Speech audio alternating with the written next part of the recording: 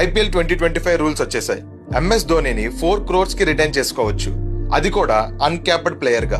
Yes, ఒక capped player last 5 years నుంచి ఒక్క ఇంటర్నేషనల్ గేమ్ కూడా ఆడకపోతే ఆ ప్లేయర్ ని అన్క్యాప్డ్ ప్లేయర్ గా తీసుకోవచ్చు. టోటల్ 6 players ని రిటైన్ చేసుకోవచ్చు, లేదా ఎవరిని రిటైన్ చేసుకోకుండా ఉంటే 6 RTM కార్డ్స్ వాడుకోవచ్చు. ఈ 6 రిటెన్షన్స్ లో ఖచ్చితంగా ఒక అన్క్యాప్డ్ ప్లేయర్ అయితే ఉండాలి. ఈ రిటెన్షన్స్ అయితే మొత్తం ఇండియన్స్ లేదా సగం సగం ఎలా అయినా తీసుకోవచ్చు. ఎగ్జాంపుల్, ఒక ఫ్రాంచైజీ 4 players ని రిటైన్ చేసుకుంటే 2 RTM కార్డ్స్ వాడుకోవచ్చు.